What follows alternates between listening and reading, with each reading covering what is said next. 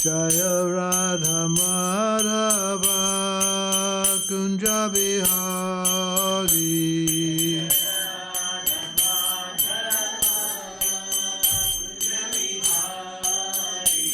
Jaya Radha Madhava Kunja Bihari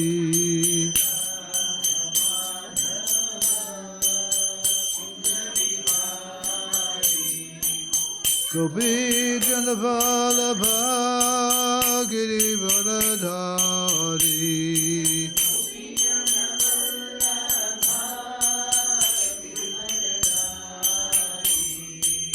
Gopi Jana Vallabha Giri Varadhari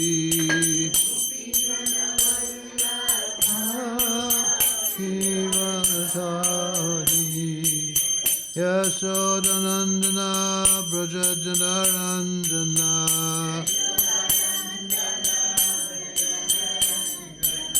Yasodanandana Brajajanarandana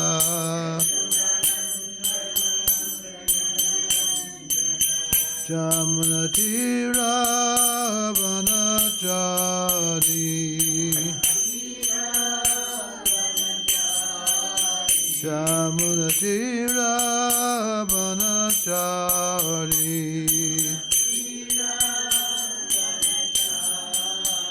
Jaya Radha Madhava Kunja Bihari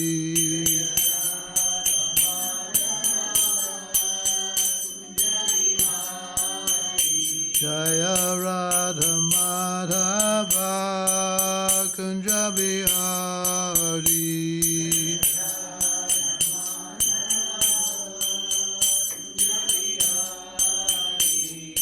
Hare Krishna Hare Krishna Krishna Krishna Hare Hare Hare Rama Hare Rama Rama Rama Hare Hare Hare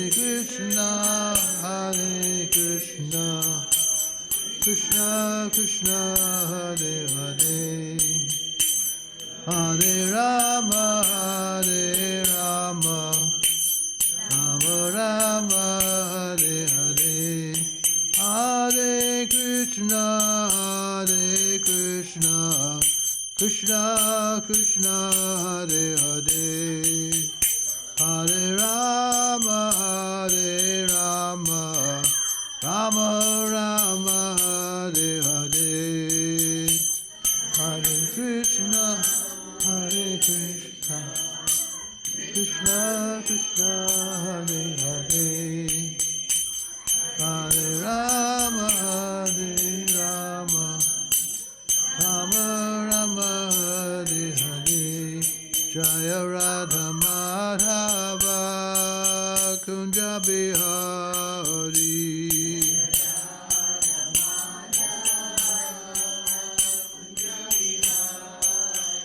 Jaya Radha Madhava Kunja Bihari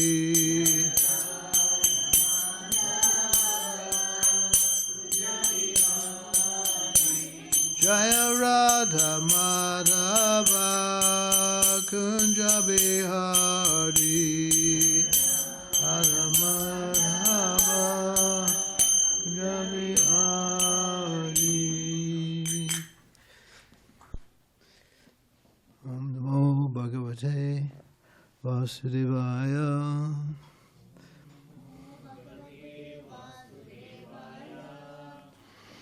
Narayanam Namaskritya Naram Charvan Narottamam Devim Saraswatim Vyasam Tato Jayamudirayet. Okay, so we want to learn something about Krishna. Let me see if I can find that. Okay, so we want to talk about Krishna consciousness.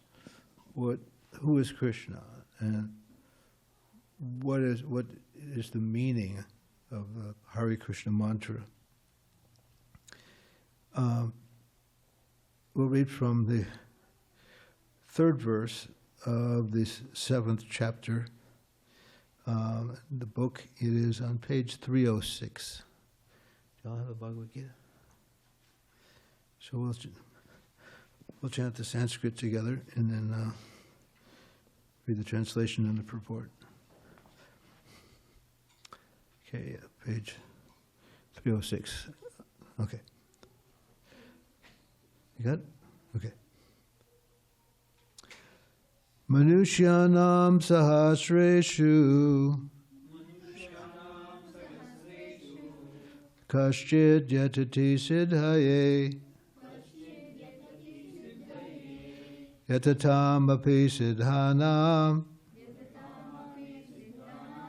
kaschin mam veti tatvata Manushyanam sahasreshu kaschit satati siddhaye yatatam api siddhanam kaschin mam veti tatvata. Anyone want to give it a try? Go ahead. The translation. Yeah, same verse. One of many thousands among men. Out of many thousands among men, one may endeavor for perfection. And of those who have achieved perfection, hardly one knows me in truth. Yes. Okay.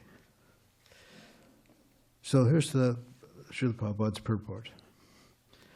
There are various grades of men, and out of many thousands, one may be sufficiently interested in transcendental realization to try to know what is the self, what is the body, and what is the absolute truth. Generally, mankind is simply engaged in the animal propensities, namely eating, sleeping, defending, and mating, and hardly anyone is interested in transcendental knowledge. The first 6 chapters of the Bhagavad Gita are meant for those who are interested in transcendental knowledge, in understanding the self, the super self, and the process of realization by Jnana Yoga, Dhyana Yoga, and discrimination of the self from matter. However, Krishna can be known only by persons who are in Krishna consciousness.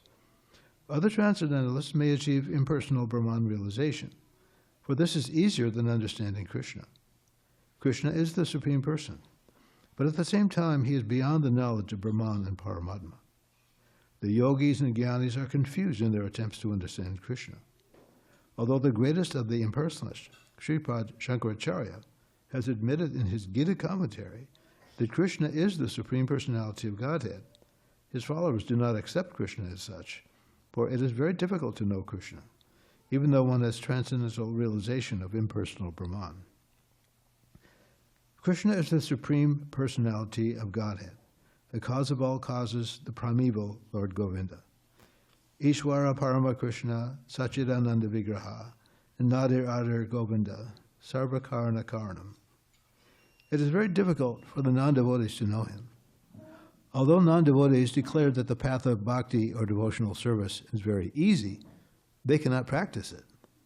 If the path of bhakti is so easy, as the non-devotee class of men proclaim, then why do they take up the difficult path? Actually, the path of bhakti is not easy.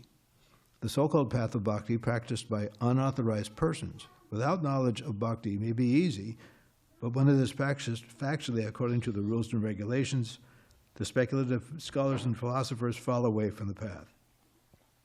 Srila Rupa Goswami writes in his Bhakti Rasamrita Sindhu, Shruti Smriti Piranadi Pancharatra Vidim Bina Akantiki Harer Bhaktir Upatyayaya Kalpate. Devotional service of the Lord that ignores the authorized Vedic literatures like the Upanishads, Puranas, and Narada Pancharatra is simply an unnecessary disturbance in society. It is not possible for the Brahman-realized impersonalist or the Paramatma-realized yogi to understand Krishna, the Supreme Personality of Godhead, as the son of Mother Yasoda, or the charioteer of Arjuna. Even the great demigods are sometimes confused about Krishna. Muyanti Suryaya, Mam tu Veda na Kshana, No one knows me as I am, the Lord says.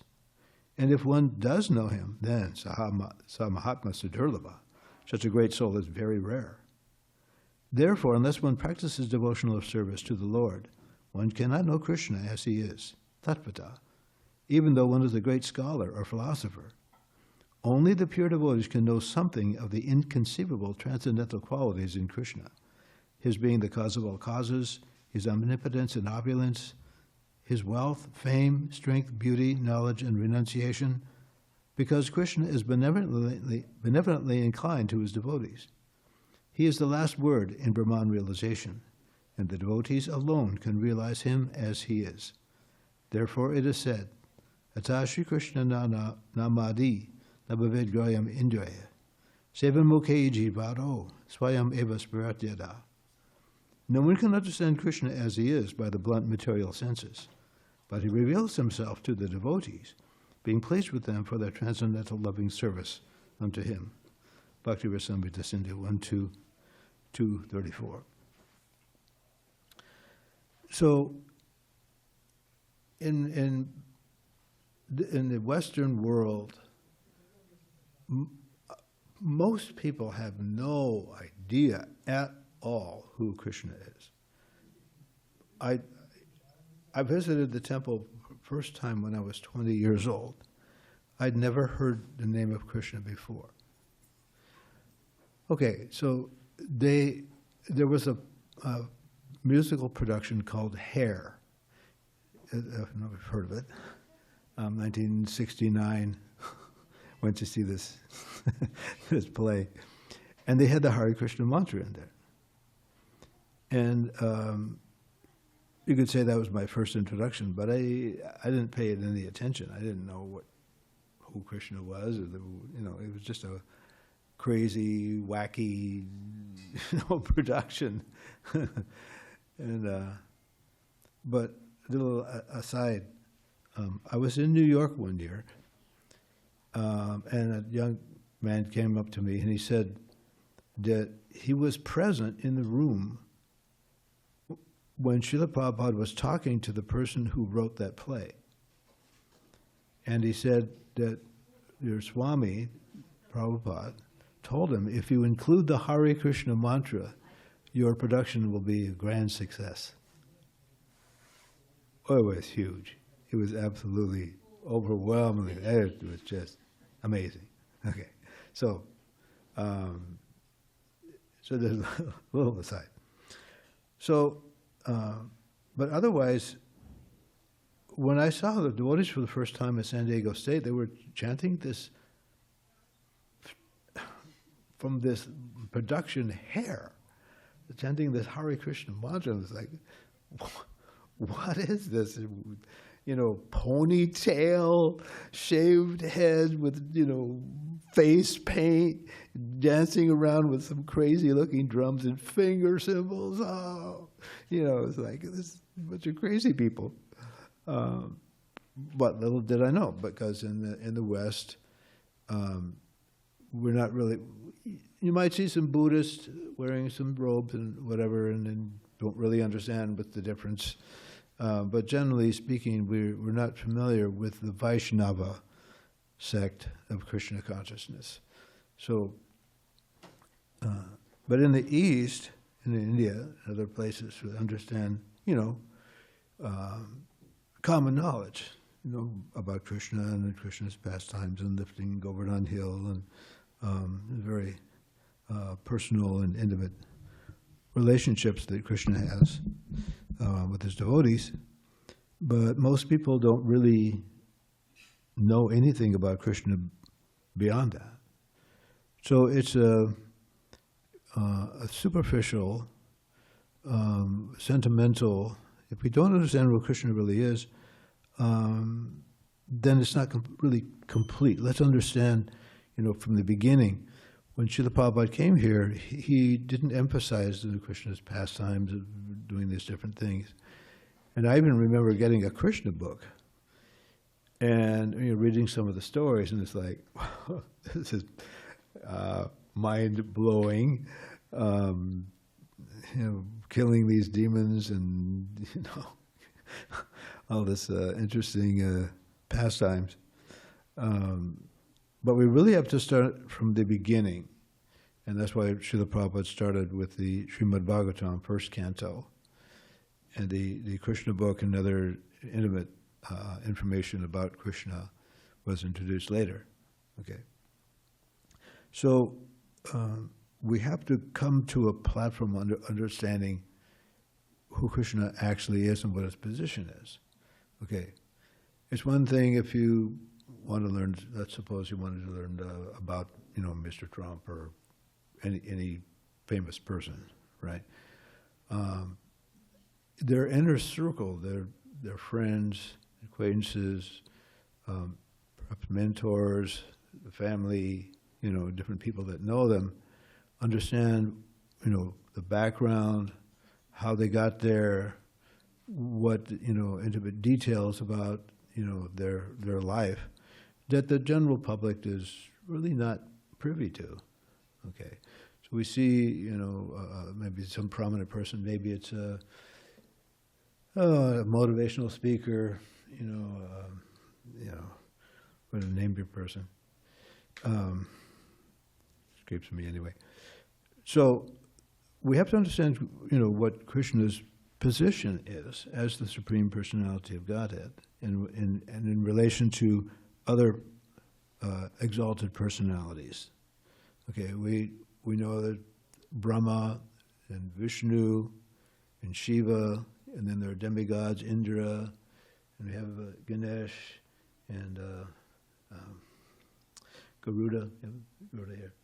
So, are they all the same? This is very popular, unfortunately, in some circles, that all the demigods and Krishna are basically the same, that there's a Godhead, and Vishnu is the origin of Krishna, and all of these sorts of ideas which are incorrect. Okay. Srila Prabhupada explains it's like if you have a candle, there's an original candle, you light that candle, you can light other candles with it, but there's still an original. Okay. So there are different forms of Godhead, but those forms of Godhead have all emanated from Krishna. Okay. And the Vishnu forms have emanated from Krishna. So Krishna is the origin of everything, right? Something doesn't come from nothing. We don't have any experience of that. So when you boil it all down, you take a step back, and you see things from the ultimate perspective, you'll find that in the heart of everything, literally and figuratively, Krishna is there. There isn't anywhere where Krishna isn't. Okay, so when Krishna speaks Bhagavad Gita, okay, there are a lot of commentaries on Bhagavad Gita. When Śrīla Prabhupada came here, and someone asked him, "Do you have any English translation of Bhagavad Gita that you could recommend?" And really, Śrīla Prabhupada didn't have any. There's probably about 600 different versions of Bhagavad Gita.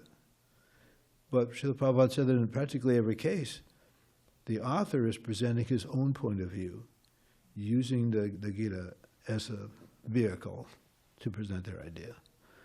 So it's for a non-devotee, and so what Prabhupada says here, for the non-devotees, to understand Bhagavad Gita, it's a great mystery. You go to the universities and they have a Sanskrit department, and the whole Bhagavad Gita, that's a great mystery. But for the devotee, it's very easy to understand.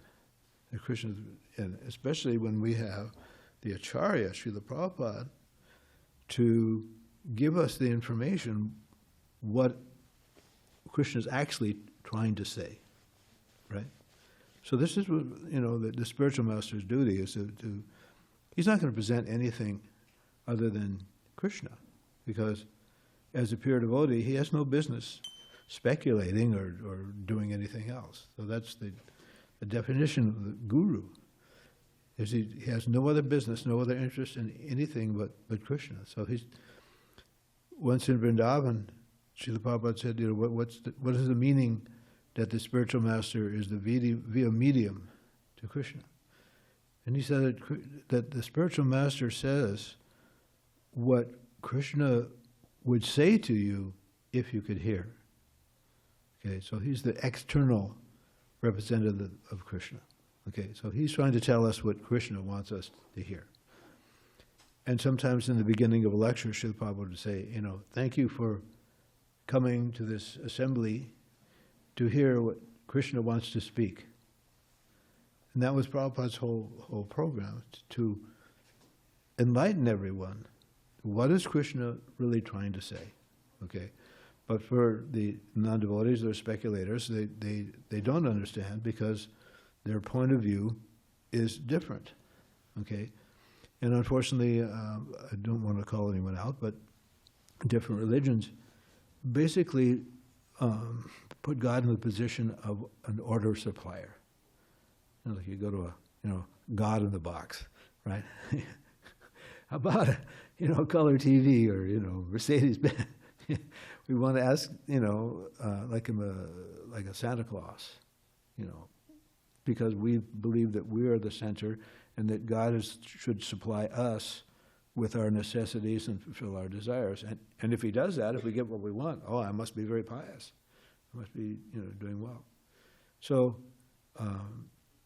If you're including God in your life, in whatever fashion, okay, that's good. Even the Aborigines and in uncivilized societies, they have something that they worship. They realize it's perhaps something in nature, that's going on. There's some higher authority. So, if people take to some form of God consciousness, that's good. That's good. I grew up in Christianity. I went to the local church, and I knew whatever they taught me. But I had no idea about Krishna consciousness or anything of the sort, and so it was new. But I realized right away that this information is not available anywhere else, and it puts everything in its place. All in one book. Okay, there was a previous version of Bhagavad Gita. It was an abridged book, a kind of a purplish color, and but many of the purports were eliminated from the book. But when I started reading it, it's like a whole new world. All the things that you hear about, karma and reincarnation, and God and life on other planets and all these different concepts that you hear about, and it's all there, and it's all presented very clearly and very, easy to understand. So once you begin to look at this, and then you start seeing yourself, where am I? You are here, right? Have you ever seen those Gary Larson cartoon, right? You are here. You're crawling around on somebody's arm, whatever. So once you understand Krishna consciousness, then everything falls into place, right? There's a place in La Mesa. It's a little mountain, Coles Mountain. Okay. It's about 2,000 feet. It's probably within the city. I think it's the tallest, highest place. And so when you get to the top, then you have a 360-degree view. You look around, you can see that people are huffing and puffing and climbing up, and and so similarly, when you're in Krishna consciousness, you can see where others are. And see that, they're going through this. It's just like when you get older, you look at your kids and stuff. Oh, they're going through what I went through, right? They're they're gonna stub their toe and skin their knee, and all the things that you do growing up, because you've already been there and done that. Okay, so if someone takes to Krishna consciousness, it's actually understood it's not their first time. They've had previous experience with it. And the thing about Krishna consciousness is you don't lose it. There may be some lapse, maybe, whatever, something happens, you fall away or whatever. But if you come back, then you start from where you left off. So you see people, if they come and join the temple, someone's a new bhakta, they just moved in, but they just take to it like a duck to water. They fit right in, And of course, many of you come to the temple. I mean, this is like home, okay? This is where you belong. We have our home life and we do things, but Krishna consciousness is part of our life. It's part of our whole scenario of, what we're doing. So the main thing is that we have to understand Krishna's superiority over everyone, In this world, we take on a different identity according to our body. Are we male, female? Where we're born? Yeah, I was born in India. I was born in America. So I'm an American. Or I'm Indian. All these things are within this atmosphere. Okay. So we tend to, identify with that. You identify with it, and then, of course, you have to serve. I identify as American. Well, if I'm a young man and there's a war going on, maybe I'll sign up and become a soldier, right? I'm an American. I've got to defend America, right? Or suppose I'm concerned about the wildlife, the elephants being poached, so maybe I'll, work towards that, or whatever it is that we identify with, that's where our service goes, okay? But if we identify ourselves with Krishna consciousness, then we act for Krishna. That's natural. Natural. If Krishna is the owner of everything, and I'm not, well, that changes my perspective, right? If you think that everything belongs to me, or this is mine, that's mine, we fight each other, certain natural resource or whatever it is, it creates dissension. Because everybody is, in the same mentality. Okay? So we're all looking for something for me, but not understanding who me really means. Okay? And so, Prabhupada explains that the happiness that we're looking for, okay, it's already there within us. But how to get it? How to feel that, right? We hear it often, happiness comes from within, but how do you get it? And he gives the example of there's a deer called a musk deer, and the musk deer exudes a particular fragrance from some gland in his body, right? So he's hopping about, running around, trying, where's this odor coming from? It smells so good. But doesn't realize it's actually coming from him, right? So without Krishna consciousness, we're looking here and there for some kind of happiness, some kind of fulfillment, something that's going to float my boat. Maybe it's some name and fame. Maybe I want to be a rock star, or maybe I want to get rich or famous or invent something or whatever it is. But nothing, even if you get the position or that money or whatever it is, there's always something more. It's like, you think, oh wow, I'd like to buy a sailboat, right? And so the best day of your life, you buy that sailboat. And after a while, you try to sell that boat, and when you do, it's the second best day of your life. Because there's the enjoyment there's a diminishing return, right? So the problem is that we go from one thing to the next, to the next, to the next. That's material life. That's the way material life is. And we're conditioned. We see someone else enjoying. Oh, he has that nice car, that fast Corvette or whatever it is. Oh boy, I sure wish I had one of those. You know, even you might be a devotee. You know, it's to have residual desires. You know, for stuff or for whatever it is. Maybe you want to be a big rock kirtan leader or something. Whatever, being known for, you know, whatever it is that you want. But at least it's in the right direction.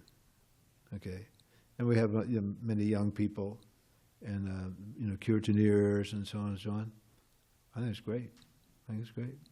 You know, but always we have to remember that it's Krishna's satisfaction that actually brings happiness. That's the thing we have to understand. Yes, we're here in the material world for a reason. We have desires. You know, we want to have a family, you know, whatever it is that we come here for.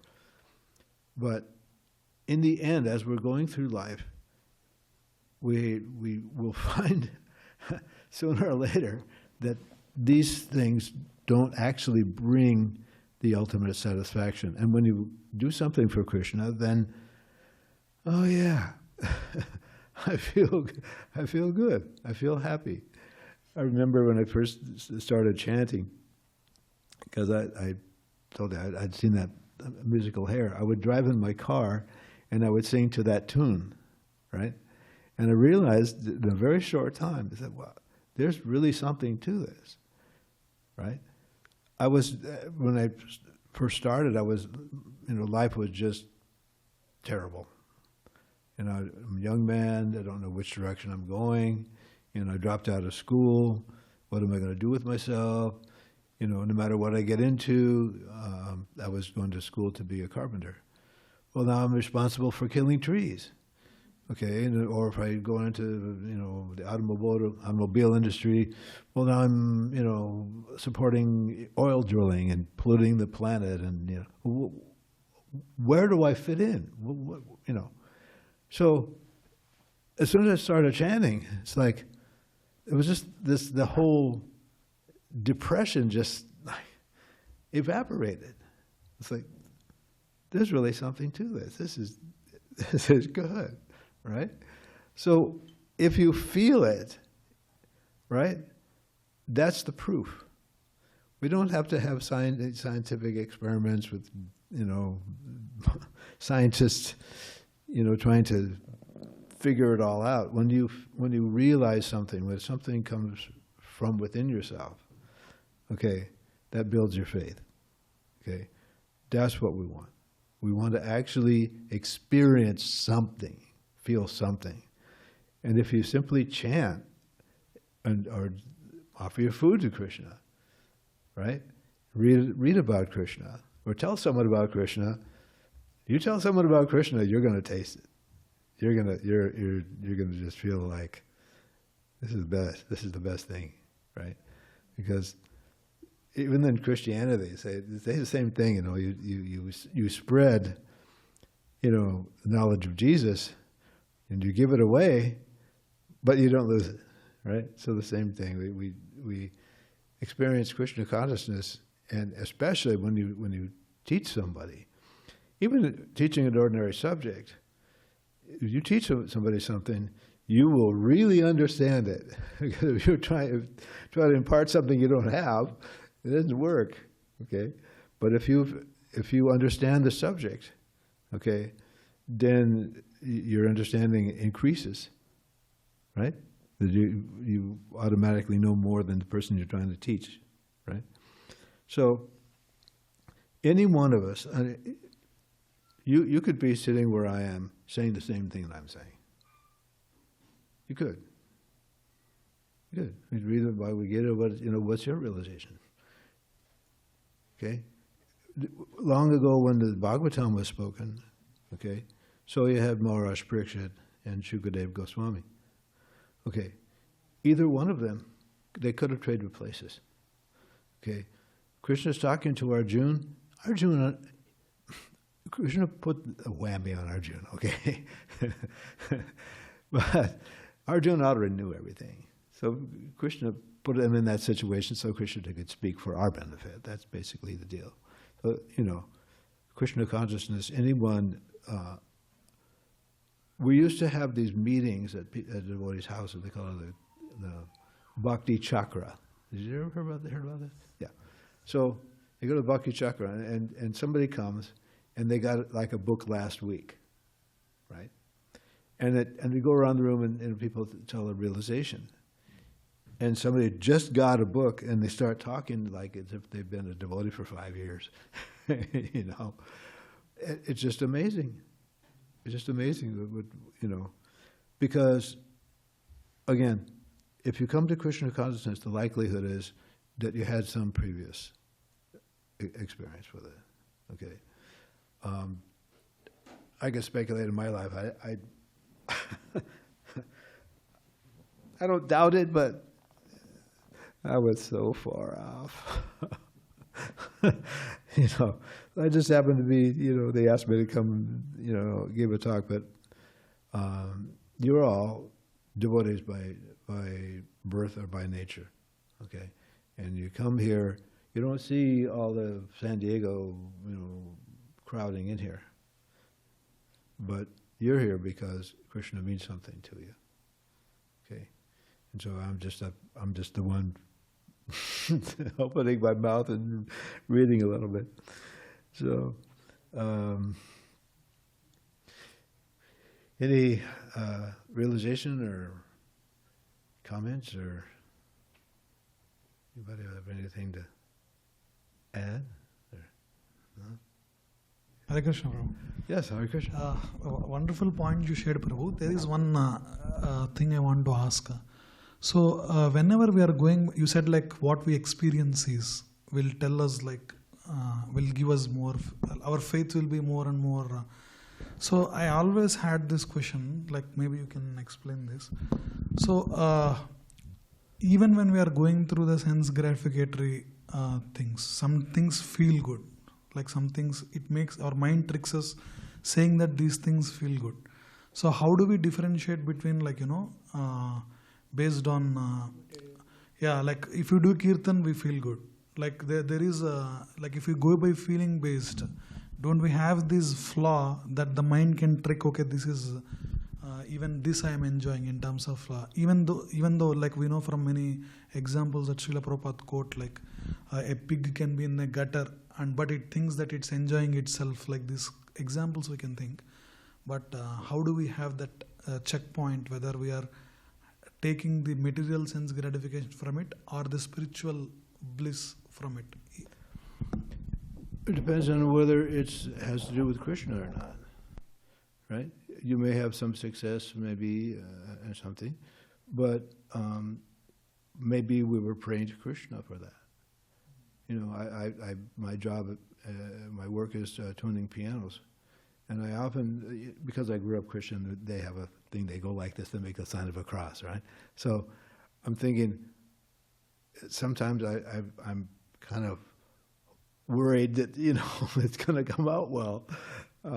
So if your success is, you know, I'm praying to Krishna for this, okay, and somehow Krishna makes it happen, you know, but then the real crux comes when, okay, what if it didn't work out, okay? But that's Krishna's mercy too. You learn things that way too, you know. So if Krishna is in your mind and your heart, okay, then the happiness can be shared with Krishna. He wants to share. He wants to share with us, you know. And it's easy for me to say, you know what I mean? It's like, you know, I want something to happen, you know, but it didn't happen. Oh, Krishna. But you're going to have things happen in your favor, and someone else may not have many things in his favor. But if you're both devotees, then everything's adjusted, right? You may maybe marry someone and you're having, you know, marital problems. No, there's no perfect marriage, but if you're both devotees, then you can tough it out, okay? Because the main thing is, Krishna wants us. He wants to reciprocate with us, okay? We're eternal beings. We're tied to the hip, There is no independent existence. But that's why we came here, because we wanted that. So Krishna had to make this artificial, I call it a sandbox, so we can fulfill our desires, But once you regain consciousness of Krishna, then he helps. Okay? He may be hiding because we don't want to see him, but when you do want to see him, it's like, I'm here. And I'm glad you asked that question. That's a very good question. Because people don't... Why do bad things happen to good people? Why do good things happen to bad people?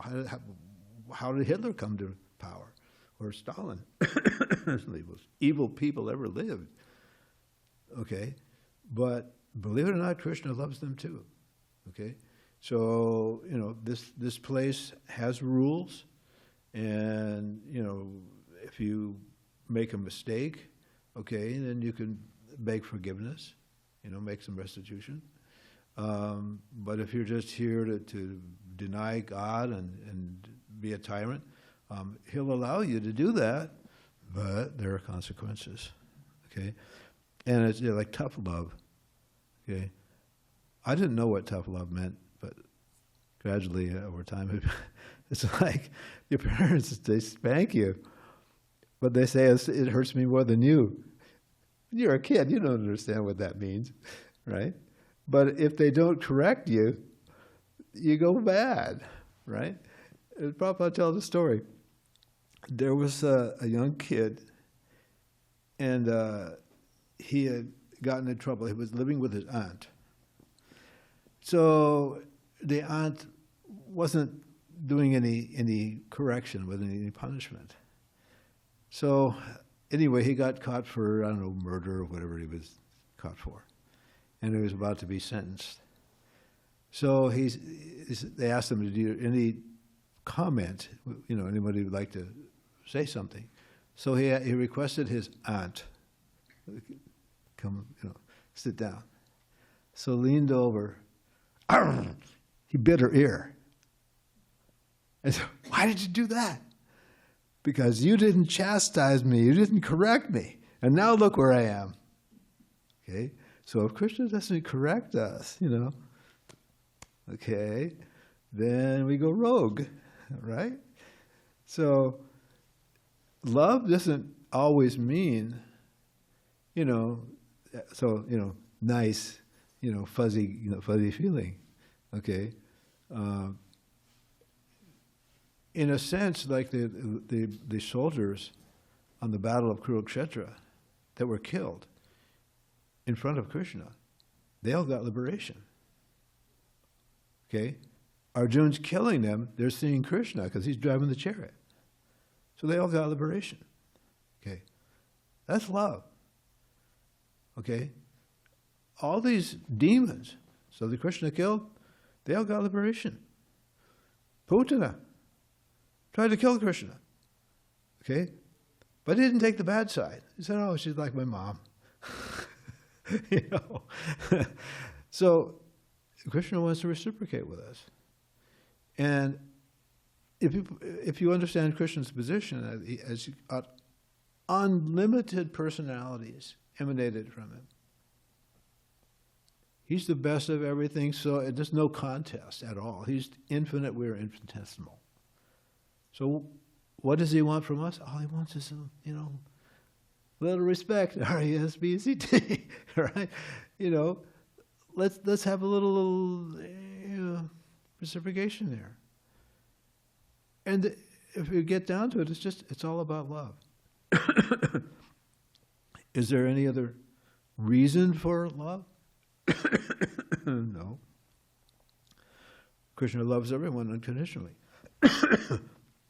He doesn't love this person more than that person over there. But when the devotee is reciprocating, it's nice. It's nice for the devotee, okay? Or someone is going against Krishna, well, okay, you got the consequences, and that's what you signed up for, okay? He gives us good instruction. You know, for a Christian, you know, you've got the Bible, you know, thou shalt not do this and thou shalt not do that, and, you know, love your neighbor as yourself. And, you know, we get some good instructions. But we're rebelling. We don't want to do that, right? Just because we can. So Krishna gives us that opportunity. Then we go through some trouble, and it's like, okay, uncle. So this is the thing, that Krishna is so merciful and liberal, that he can allow us, he'll help you. You want to commit suicide, he'll find you a tree and some rope and tell you how to tie the knot, and, you know, if you want, anything you want. And because it's in the material atmosphere, it's not eternal, okay? The worst person on earth, okay, do some bad things, okay, become a Hitler or whatever, okay, but when it's all over, it's gone, okay? So, playing in our sandbox here in the material world, but at the same time learning lessons, and eventually realizing we should surrender to Krishna. There's nothing really here that's worth, you know, getting old and dying, right? And getting disease. As it's becoming more and more evident every day. So, anyways, I just want to say that, you know, thank you for inviting me. And Hare Krishna. And I'm honored and humbled to allow me to speak something. Raining outside, so you'll have to run inside, and the tables here. So then we'll have last session at 8:15 for 15 minutes, 8:15 to 8:30. Thank you very much again. Hare Krishna.